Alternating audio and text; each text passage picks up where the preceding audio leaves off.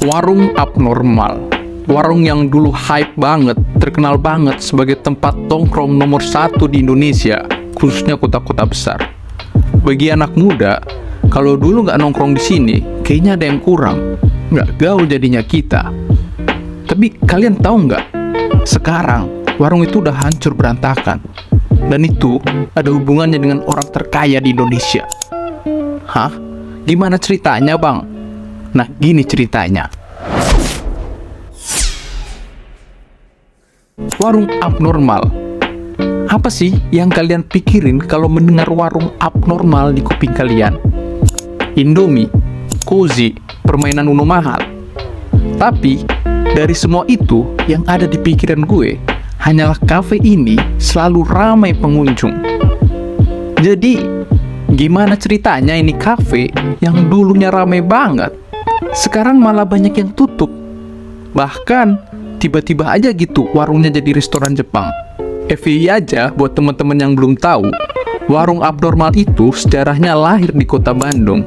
Iya benar, tempat yang ngetren banget dengan bisnis kuliner. Warung abnormal merupakan bisnis F&B atau makanan dan minuman berkonsep kafe restoran yang cukup terkenal di kalangan anak muda pada saat itu.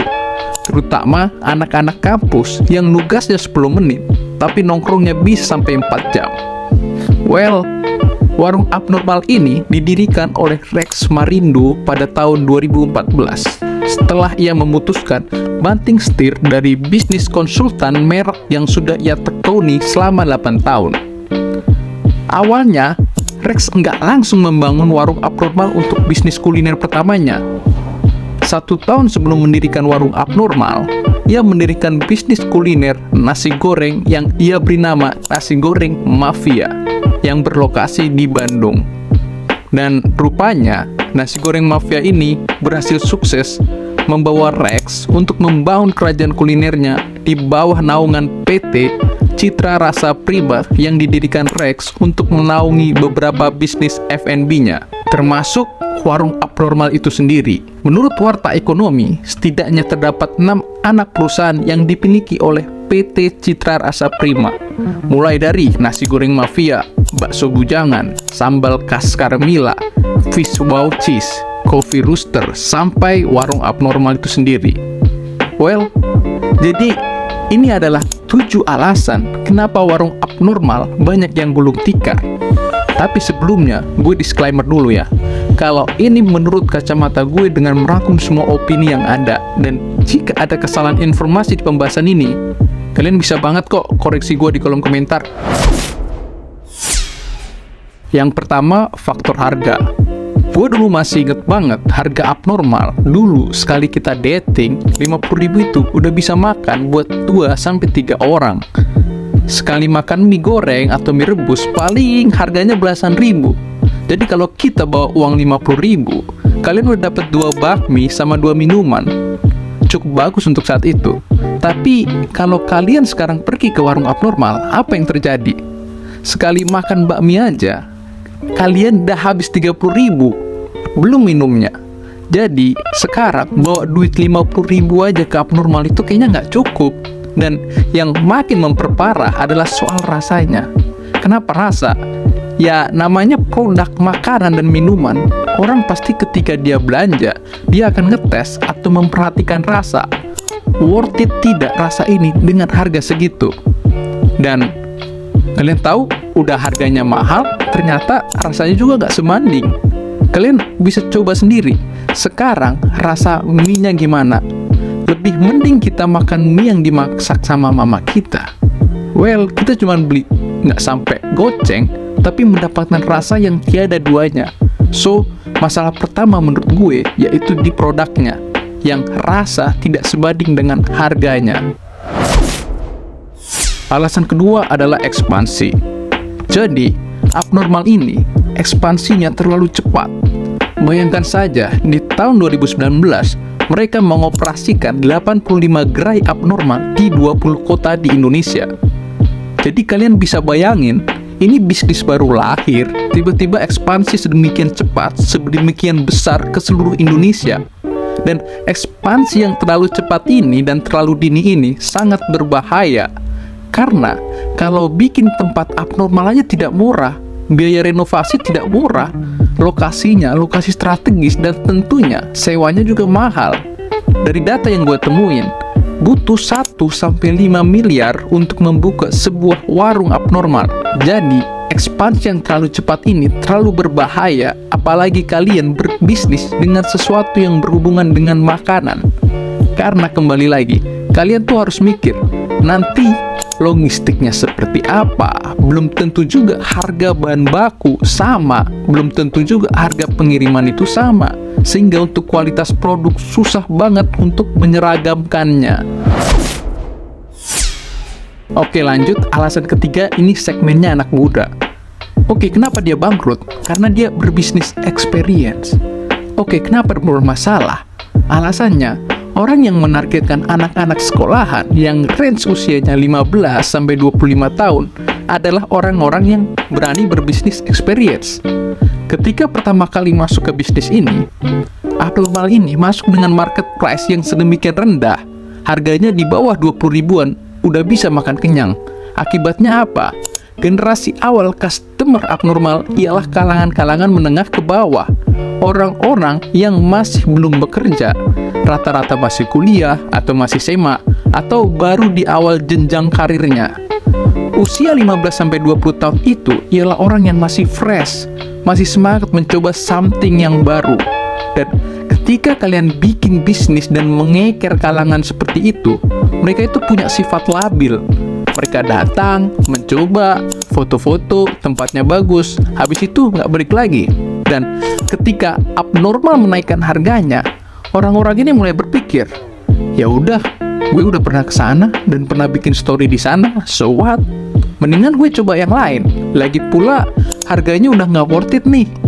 Jadi, bisnis experience itu harus cepat dan kita harus bikin konsep baru dan terus berinovasi. Karena 3-5 tahun, kita tuh harus mikir, apa sih inovasi yang harus kita bikin? Nah, bisnis experience ini telat dipegang sama normal. Karena ketika PSBB datang, nah ini masuk alasan keempat, yaitu PSBB menghancurkan bisnis kuliner di Indonesia. Dan salah satu korban dari PSBB ialah abnormal itu sendiri. Kenapa? Ingat nggak, zaman PSBB tahun 2020-2021, orang itu nggak boleh makan di tempat, sedangkan abnormal menjual experience makan di tempat yang mewah dan gaul, bukan dari produk.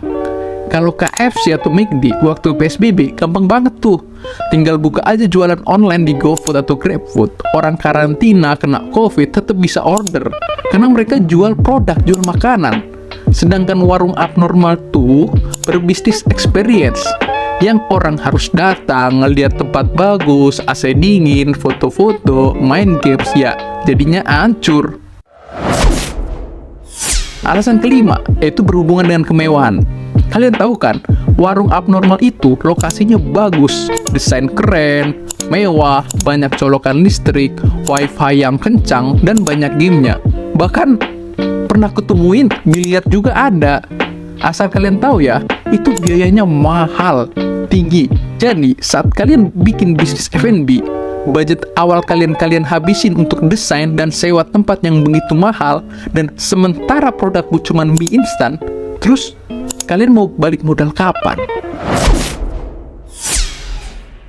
Lanjut, alasan keenam yaitu service. Karena abnormal ekspansinya terlalu cepat, grow-nya terlalu cepat, langsung ada di 20 kota di Indonesia, sementara logistiknya ini belum tentu siap, supply chain-nya belum siap, atau employment training-nya juga belum tentu siap. Yang terjadi apa? Service dan pelayanan di warung abnormal itu tidak seragam. Beda cabang, beda cara servisnya. Ya karena itu, mereka belum siap. Dan ini adalah alasan terakhir atau alasan yang ketujuh yang mungkin bikin kalian kaget, yaitu masalah di manajemen internalnya. Manajemen yang ada di internal abnormal itu pendekatannya terlalu top down, tidak mau mendengarkan masalah yang terjadi di lapangan, tidak mau mendengarkan masalah dari franchise-nya. Padahal di Amerika, McD bisa berkembang karena mendengarkan franchise-nya. McD, mayoritas yang megang itu franchise-nya, bukan McD-nya. Nah, di Indonesia itu, abnormal gagal mendengarkan informasi dari bawah. Satu hal yang paling gampang, kalau abnormal ada di Aceh, Bandung, Surabaya, atau Semarang, itu menunya seragam. Yang namanya produk, makanan, produk misal A, mungkin nggak laku di Jakarta, tapi dia laku keras di Surabaya. Nah, manajemen abnormal itu menurut gua tidak mau mendengarkan kritikan dari bawah. Akibatnya apa? Banyak menu-menu yang sebenarnya laku keras di kota-kota tertentu itu disuruh take out dari pusat secara nasional. Kalau lu misalnya pergi ke KFC Indonesia, biasanya ada tuh ayam sambal mata. Tapi kalau kalian tahu KFC di Korea atau di Arab, mana ada tuh KFC sambal mata. Nah, itulah uniknya bisnis F&B, karena setiap daerah beda taste-nya.